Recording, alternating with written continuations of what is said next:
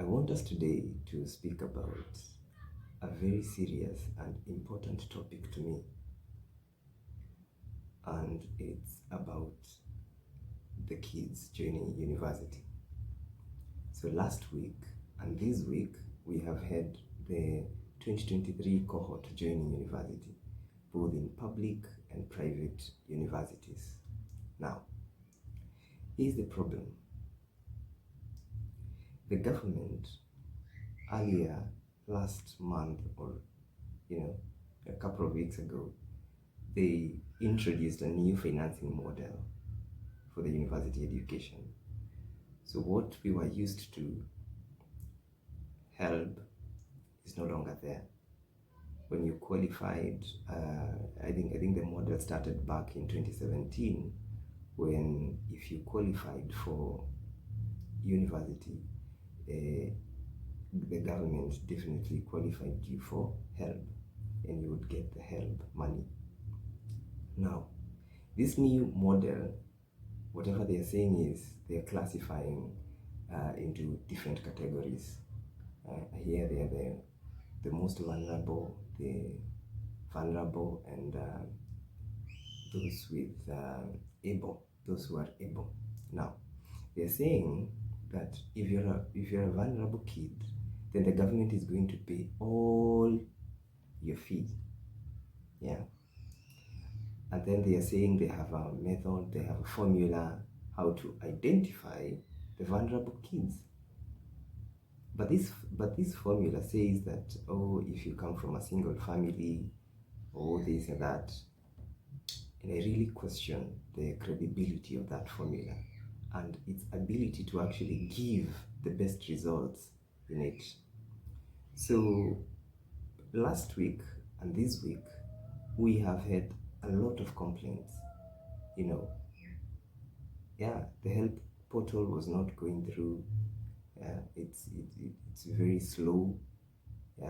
You can spend the whole night there trying to apply for that loan, and you still not get it.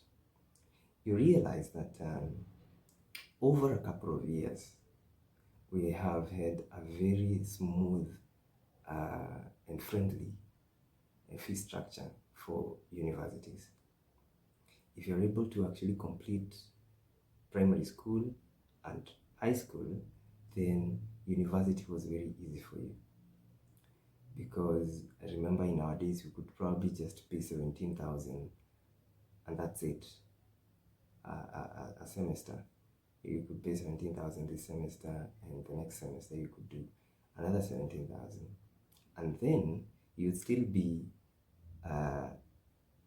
supported by HELB. Yeah. Now, what is at stake now is that this formula may put to risk a lot of kids' education, especially those who come from a very vulnerable background. Yeah, the poor background. How do you identify? You realize that this is Kenya, and we know how Kenya behaves.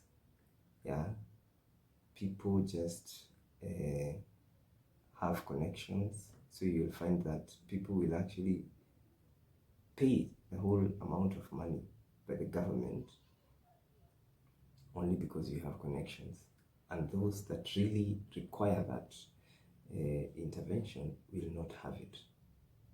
So we are risking actually to make education cost very high, and also inequality. The gap will continuously increase, because it will no longer be business as usual. And this is what I think. I think we should just have a conversation. I heard the government the other day saying that they will allow the first year reporting to continue reporting, or the university will allow them to report without full fee. But you all know that nobody cares about your university education. Nobody cares about you when you're in the university. Not even a single policy can touch you in the university. Yeah, if some of these interventions were made by the ministry at high school level and they did not go through, how the hell do you think this will bear any fruit? Is not even a single university will allow kids or learners to actually move in and do what? And without fees, to be specific. Yeah. And we just need to have a conversation about it.